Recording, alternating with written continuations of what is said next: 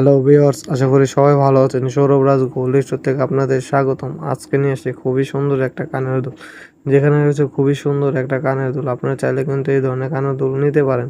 Pure 22 carat এর মধ্যে এই ধরনের কানের দুল আছে। আজকে কিছু কয়েকটা ডিজাইন নিয়ে আসছে 22 ক্যারেটের।